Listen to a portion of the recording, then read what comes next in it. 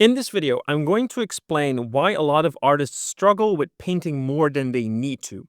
And I'm going to do that by explaining the fundamentals of understanding materials. Because I see a lot of students, when they study materials, again, what they're actually doing is copying instead of analyzing. And in today's video, I want to take another analytical approach and show you the way that I look at materials and how you can better understand them so that when you go to paint something, you really understand what's underneath the hood to make that painting or to make that material look more realistic. So we're going to get right into it. The way I look at materials and the way they do this in 3D as well is by basically categorizing a few different characteristics so that it's easier to mimic a certain material. So that's what they do in 3D software. And that is really why I like to think, whether you're drawing with form, to think like a sculptor, a lot of times it's also really good to analyze material, again, like a sculptor or a 3D modeler. And so in this case, the way I like to categorize it is that we look at material as 5 characteristics. So we have local value, we have texture, and then we have reflectivity, specularity, and diffusion. Now, it's important to distinguish the two because I feel like local value and texture, they are inherent to the material itself. So the material will have a local value and it will have a certain texture. So think of something like leather or wood or metal, right? They have a certain value and they have a certain texture. Now, reflectivity, specularity, and diffusion, those are actually the effects that light have on it, or at least that the material has on the light. I'm going to explain everything as clearly as I can so that you can understand and follow it. So first and foremost is the easiest. We have local value. And local value basically means we either have like a very dark value or we have a much lighter value, right? So it can range a lot from material to material. So we have very high value and very dark values, basically. And those values are going to affect the way that light interacts with it.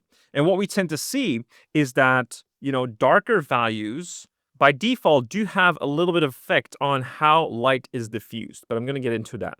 And then we have texture as well. And texture actually also has a lot of impact on how light is diffused. And what texture basically means is that if we have a surface, and let's say, I'm going to put this in the middle, let's say we have a very smooth surface like this, right? That is a very smooth surface. So whenever light hits it, it basically has the ability to bounce off it immediately. And also with equal strength.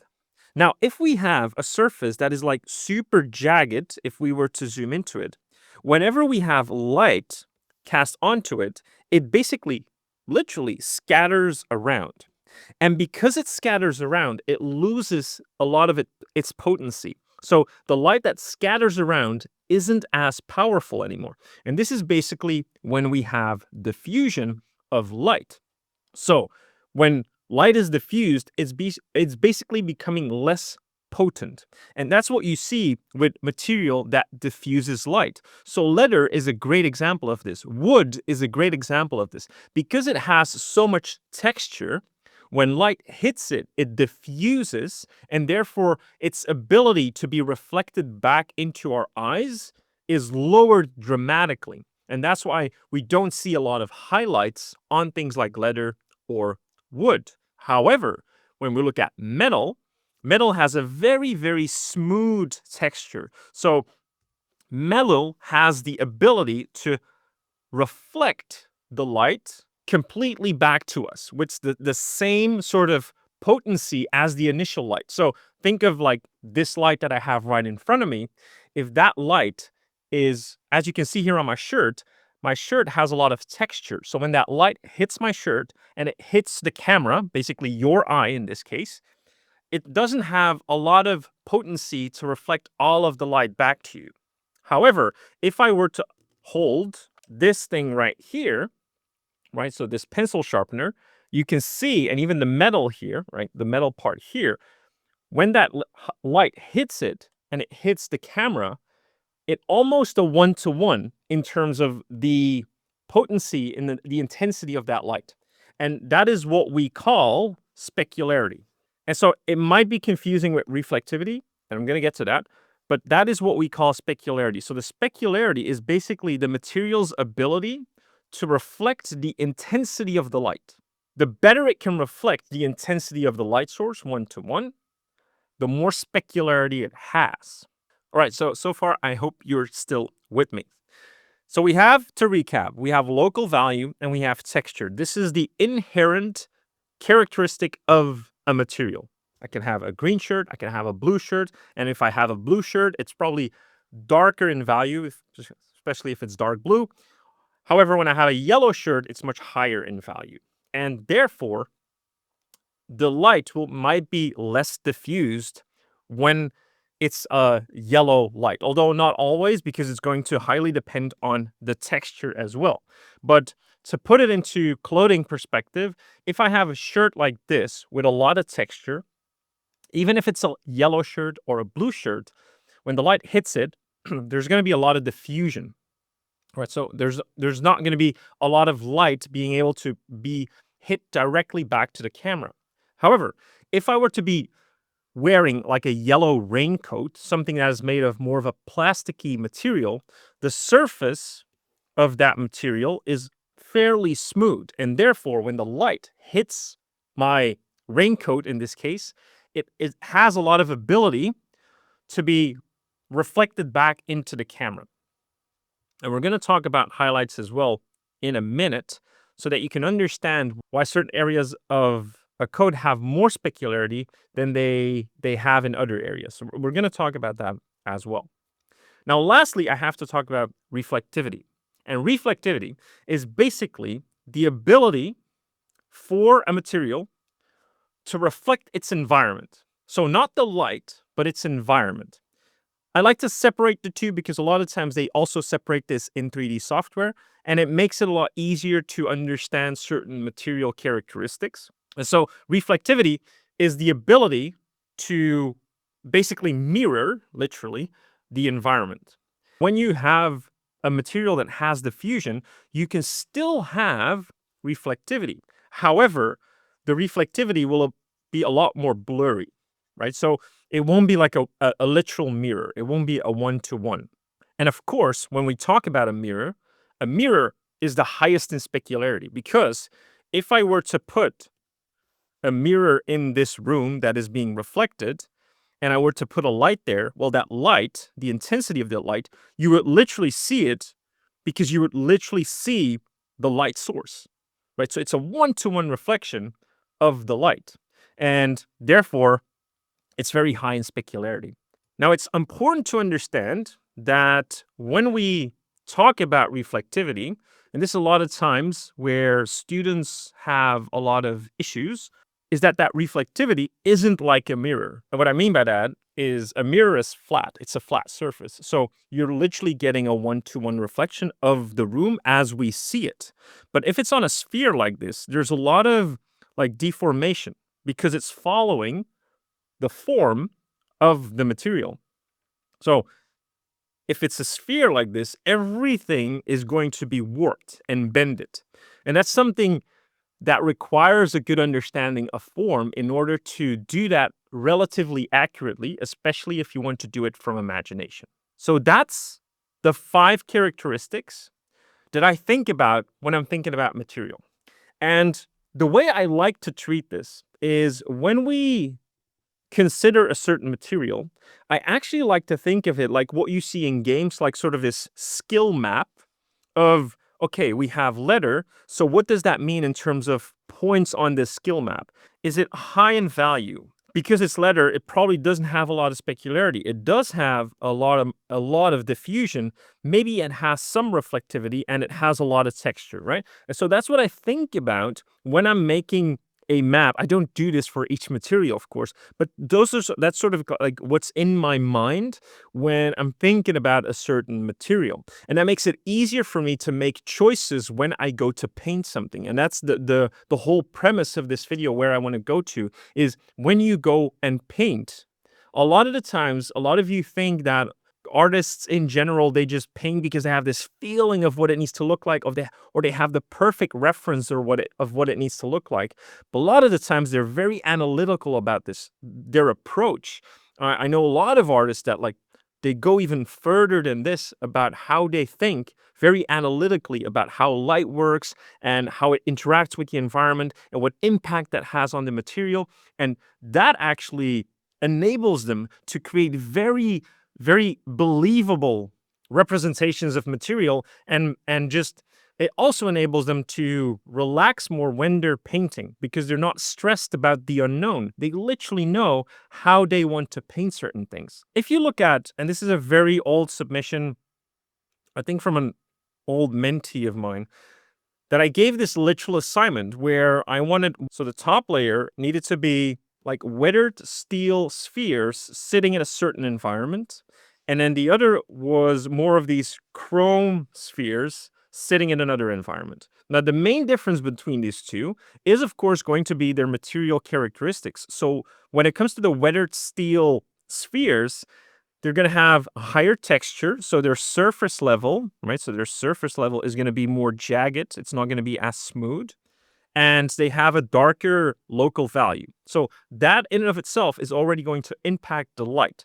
Where when it comes to chrome spheres, well, they have a lot smoother surface and their reflectivity is higher. Their ability to reflect the environment is higher, and therefore their specularity as well. Now, what you see here in the student submission is there's not a lot of difference. So I'm not able to really tell what material this is. And I see this with a lot of students. The problem here is because there's still not this sort of analytical understanding of where you can be more bold with showing specularity or showing diffusion or showing the reflectivity of a certain environment, or even understanding how to make things look reflective.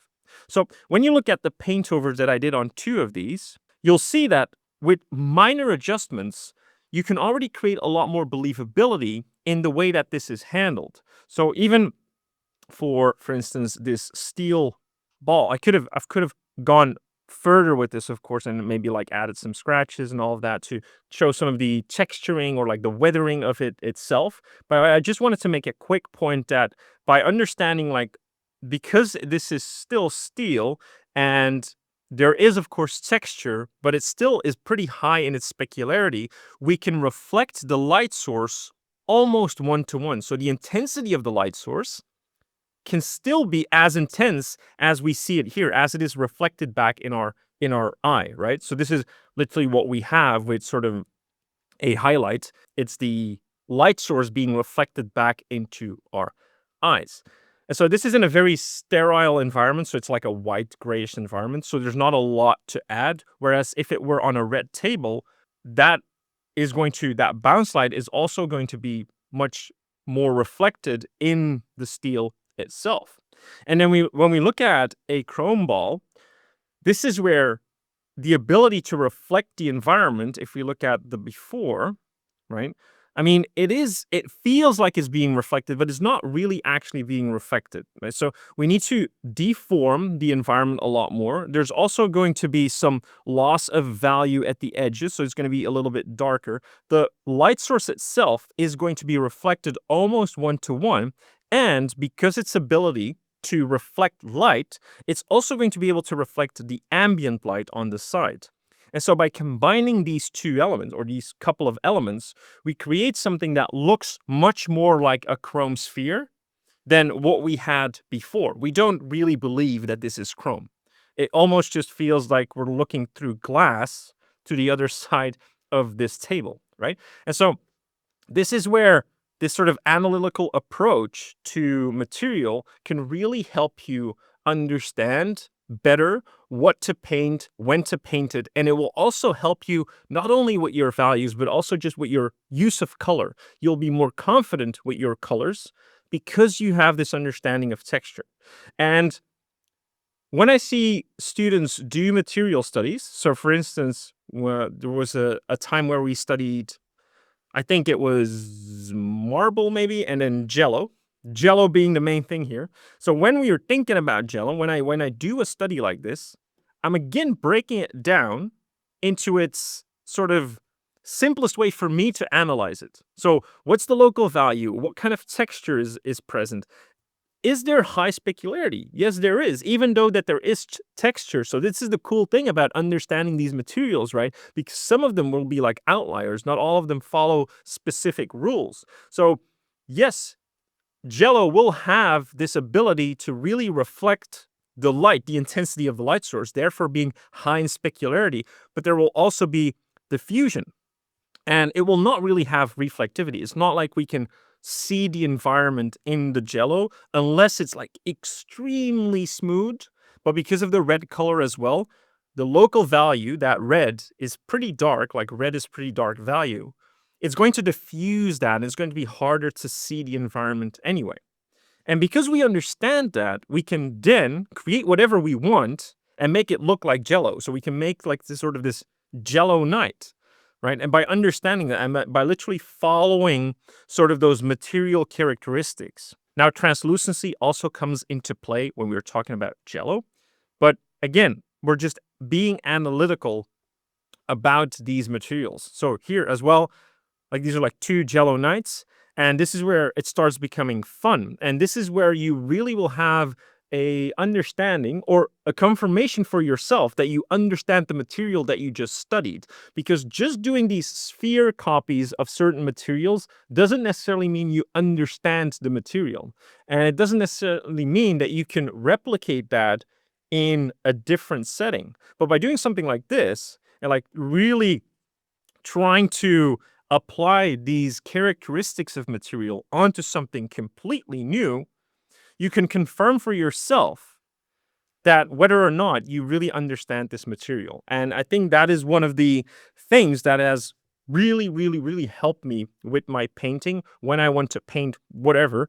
If as soon as I need to do something that has a certain material, I will think about these characteristics and I will analyze it and it gives me more confidence to then also paint it. All right, now here's a bit of a quiz for you guys.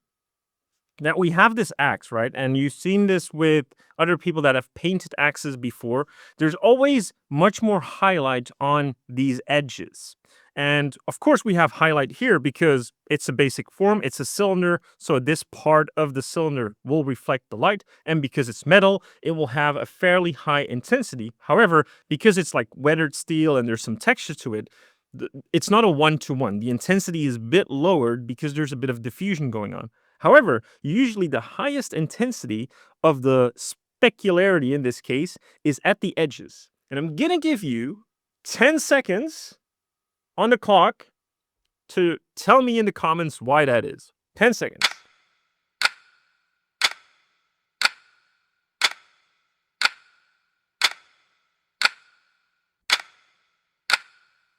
All right.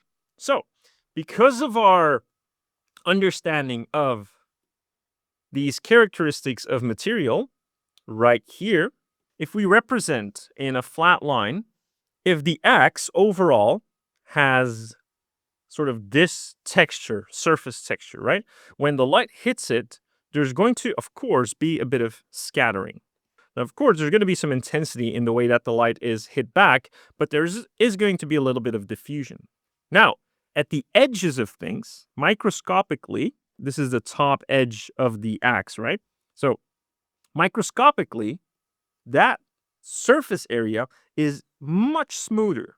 And therefore, when the light hits it, it's much easier to reflect it back, to reflect back that intensity.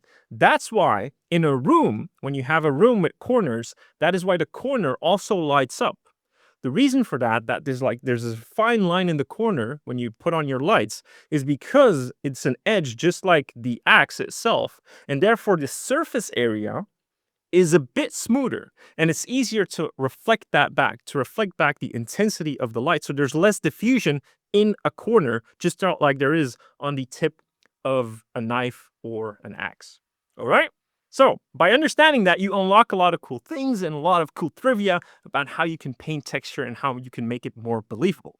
I hope this little classroom on materials was interesting for you. As always, stay creative, happy drawing, happy painting, and I'll see you in the next one.